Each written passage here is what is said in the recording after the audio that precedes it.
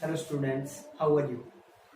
आज जो टॉपिक हमारा इनर प्रोडक्ट स्पेस का है, ग्राम स्मिथ ऑर्थोनलाइजेशन प्रोसेस। कि कैसे आपके पास क्या है, कोई फाइनाइट आपके पास क्या है इनर प्रोडक्ट स्पेस है, उसका हम कैसा मिल सकते हैं, उसका हम फाइंड आउट कर सकते हैं। एक ऑर्थोनलाइजेशन ऑर्थोनॉर्मल बेस फाइंड आउट कर सकते हैं। तो इसके अंदर क्या है इसमें कि आपके पास एवरी फाइनाइट डायमेंशनल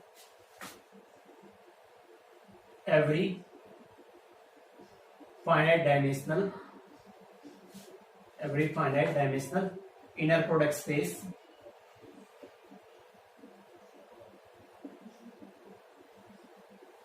आपके पास क्या आ जाएगा, हैज एन ऑर्थोनॉर्मल बेसिस,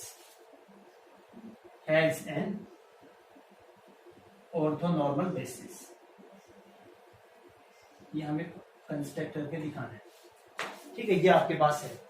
तो इसके प्रूफ में देखिए, अगर आपके पास क्या है, इसके प्रूफ में क्या आ जाएगा आपके पास, दैट हम पहले फाइंड आउट मान लेते हैं कि आपके पास क्या है, वी ऑफ एफ क्या है आपके पास, एक finite dimensional inner product space है। Let V of F be and B a finite dimensional inner product space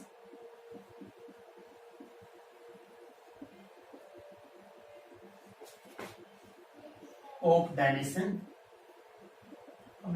इसका मान लिया ऑफ डायमेंशन। फिर इसका कुछ क्या होगा आपके पास, बेस भी होगा। तो लेट हमने क्या ले लिया, लेट हमने क्या मान लिया, एस इज इक्वल टू क्या मान लिया, u1 u2।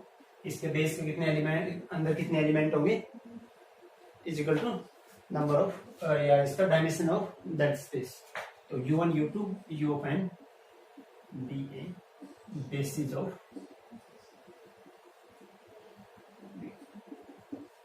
ठीक है।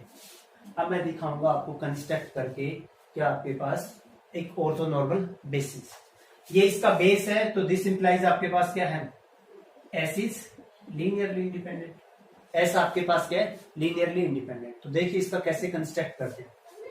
तो इसके स्टार्टिंग में आपको जो फर्स्ट एलिमेंट, लेट हम क्या मानेंगे, v1 इज इक्वल टू आप क्या मान लोगे, u1। v1 is equal to क्या मान लेंगे, u1।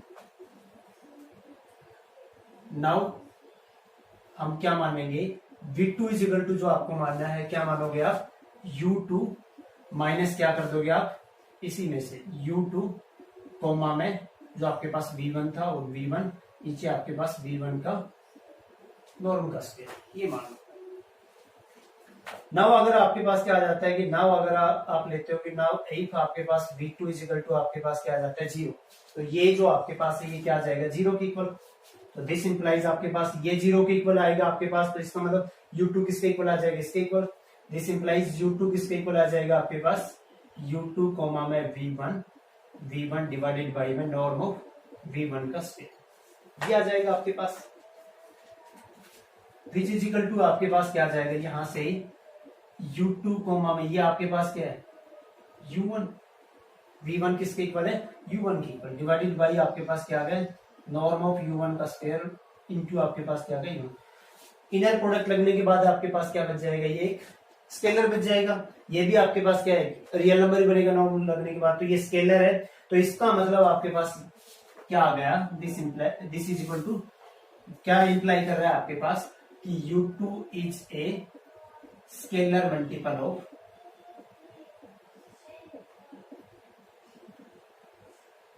इसका स्केलर मल्टीपल आ गया आपके पास u1। ठीक है, अगर आप ये u2 किसके इक्वल है, अगर 0 के इक्वल है तो यहां से क्या आ गया, v2 अगर हम 0 के इक्वल लेते हैं तो u2 किसका स्केलर मल्टीपल आ गया, u1 का। तो यहां से तो आपके पास u1 u2 क्या आ गया, ये जो सेट इज लीनियरली डिपेंडेंट। ये आपके पास क्या है, कंट्राडिक्शन है, क्योंकि ये सेट कैसा था आपके पास, तो एक कंट्राडिक्शन,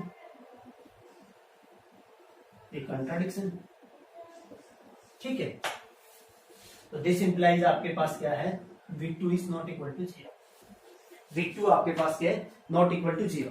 अगेन मैं आपको दिखाऊंगा कि v1 v2 का इनर प्रोडक्ट। नाउ हम लेंगे, क्या लेंगे हम कि v1 v2, इसका क्या लेंगे आप, ये ले लो v2 में v1, इसका इनर प्रोडक्ट फाइंड आउट करो। इसका क्या करेंगे हम, इनर प्रोडक्ट।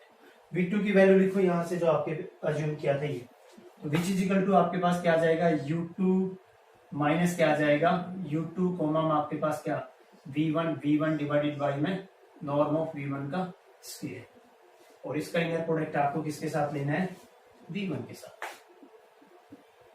वो किसके इक्वल आएगा आपके पास यहां से, वो इक्वल आ जाएगा आपके पास, यहां से देखेंगे तो आपके पास क्या आ जाएगा U2 का इनर प्रोडक्ट किसके साथ इक्वल V1 के साथ माइनस, ये स्केलर बाहर आ जाएगा, स्केलर बन गया ना आपके पास, क्या आ जाएगा आपके पास U2 कोमा में V1 और V1 डिवाइडेड बाई में नॉर्म ऑफ V1 का स्क्वायर, और बच गया इनर प्रोडक्ट किसका लोगे आप U2 कोमा में V, ये ले लो, ठीक है।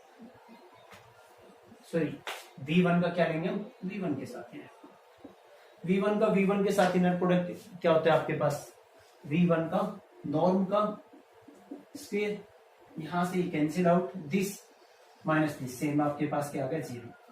U2 का U1 के साथ सॉरी V2 का V1 के साथ इनर प्रोडक्ट क्या आ गया 0, तो दिस इंप्लाइज आपके पास क्या आ गया V1 V2, ये एक सेट कैसा बन गया is a orthogonal set, is a orthogonal set, ठीक है। ये आपके पास ऑर्थोगोनल सेट आ गया ना, ऑर्थो नॉर्मली नहीं ऑर्थोगोनल। नाउ हम देखो V3 कैसे मानते हैं, नाउ आप V3 लो, V3 क्या लोगे आप U3 माइनस क्या कर दोगे आप V3 कॉमा में एक बार V1 के साथ इनर प्रोडक्ट लेंगे, V1 का इनर नॉर्म का स्क्वायर यहाँ पे V1 माइनस, फिर क्या करोगे U3 में कॉमा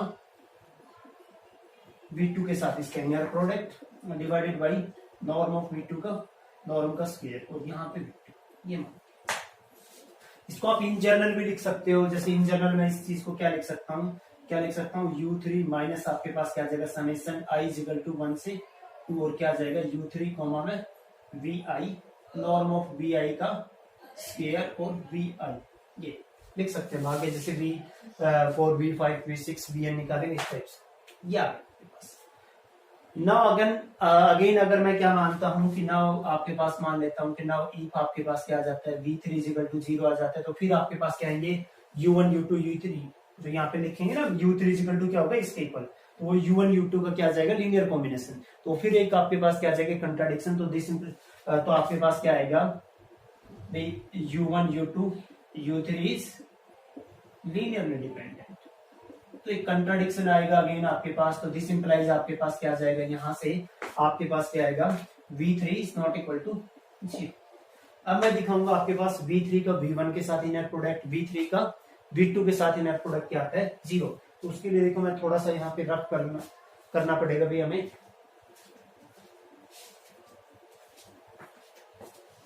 यहां से ये याद रखना है, इन जनरल मैंने लिख भी दिया। हम क्या करेंगे यहां से V3 कोमा में V1 ये सोल्व करेंगे।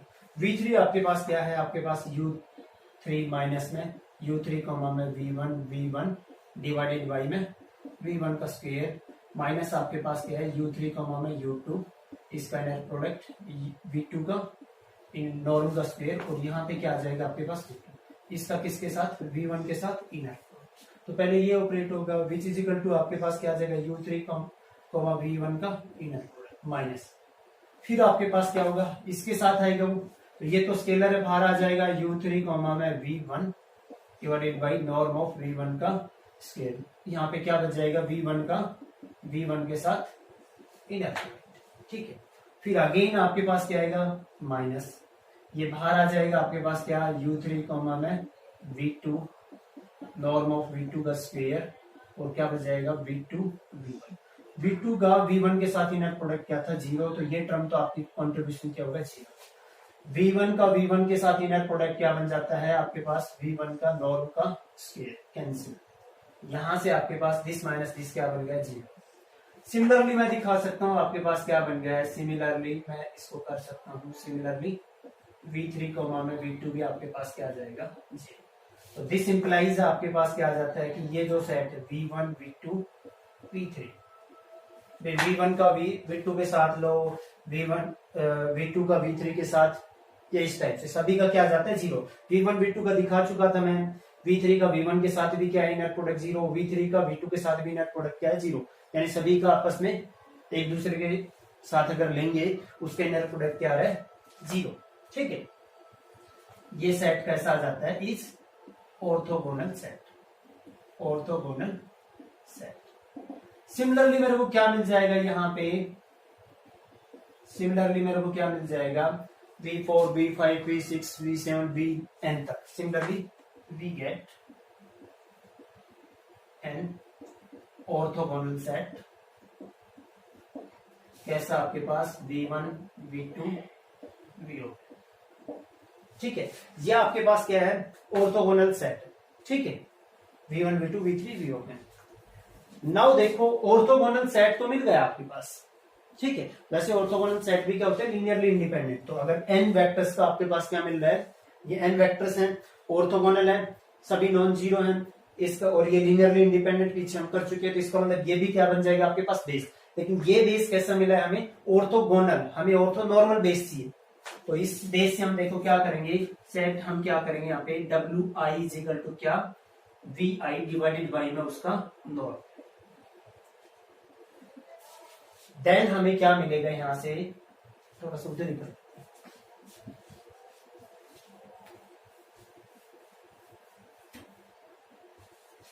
देन हमें क्या मिलेगा यहाँ से, then W1 W2 Wn is a orthonormal set, orthonormal set.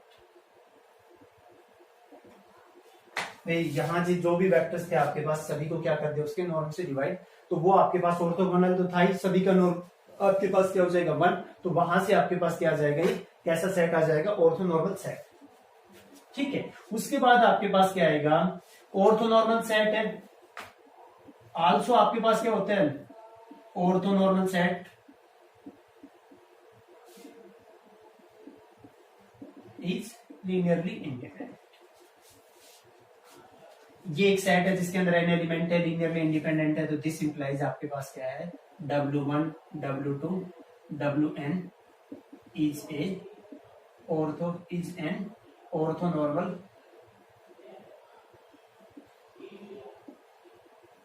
Basis.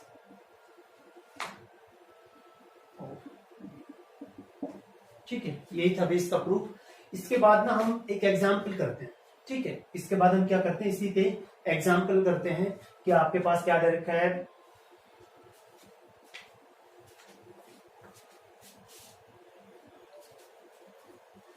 देखिए ये एग्जाम्पल करते हैं हम कि obtain an orthonormal basis with respect to standard inner product for the subspace of R की क्यूब जनरेटेड बाई, ये आपके पास एक बेस दे रखा है। ठीक है, इस बेस के रेस्पेक्ट में आपको क्या करना है, यहाँ पे ये आपके पास एक बेस दे रखा है। ठीक है, आपको क्या निकालना है ऑर्थोनॉर्मल बेसिस निकालना है, और जो ऑपरेशन यानी जो इनर प्रोडक्ट लोगे वो क्या लोगे आर की क्यूब पे, जो स्टैंडर्ड आपने पढ़ा था वो कैसे यूज किया था कि आपके पास इसका सॉल्यूशन देखिए। फर्स्ट तो आपके पास आपने जो ऑपरेशन यूज किया था कैसे किया था कि अगर जैसे आप एक एलिमेंट लेते हो u इक्वल टू क्या ले लिया आपने x1 x2 x3, और v इक्वल टू क्या ले लिया आपने y1 y2 और y3, कहां से आर के क्यूब से। तो जो इनका इनर प्रोडक्ट था u कोमा में v, इसका इनर प्रोडक्ट आपने कैसे लिया था, कॉम्प्लेक्स होता था इसका कंजुगेट लेते थे सेकंड टपल का, अगर रियल है तो आपके पास क्या आ जाता था x1 y1 प्लस में x2 y2 प्लस में आपके पास क्या आता था x3 y3, ऐसे निकालते थे ना। तो यहां से आपके पास क्या निकालेंगे, पहले v1 v2 v3 निकालेंगे, ये इनर प्रोडक्ट में। तो v1 आपके पास किसके इक्वल होता था u1 के, तो वो आपके पास सिंपली क्या आ जाएगा आपके पास 1 0 1 आ जाएगा। ठीक है, v2 आप क्या करते थे, v2 होता था आपके पास u2 माइनस में आप क्या करते थे इनर प्रोडक्ट किसका u2 का v1 के साथ, और v1 का नॉर्म का स्क्वायर, और यहाँ पे क्या करते थे v1 ये लेते थे। इसको सोल्व करो, इसको जब सोल्व करेंगे हम तो आपके पास क्या आएगा, u2 क्या है आपके पास देखो 1 कोमा में 0 कोमा में -1 माइनस u2 का v1 के साथ इनर प्रोडक्ट, वो हम थोड़ा सा ना साइड में कर लेते हैं। जैसे u2 आपके पास क्या था, ये था 1 0 -1, इसका इनर प्रोडक्ट किसके साथ निकालना है v1 के साथ, v1 आपके पास क्या है 1 0 1 1 0 1, इसका इनर प्रोडक्ट क्या होगा आपके पास 1 इंटू 1 1 0 इंटू 0 0, और -1 इंटू में 1 आपके पास क्या आ जाएगा -1, वो आपके पास क्या बन गया 0। ठीक है, तो ये आपके पास ये इनर प्रोडक्ट क्या है 0, इसके साथ क्या लेते थे v1 और डिवाइडेड बाई में नॉर्म ऑफ v1 का स्क्वायर, तो ये तो पूरा 0 हो जाएगा, तो आपके पास v2 की वैल्यू क्या आ गई 1 0 -1, ठीक है, यानी इजिकल टू आपके पास u2 के इक्वली आ गई, ठीक है।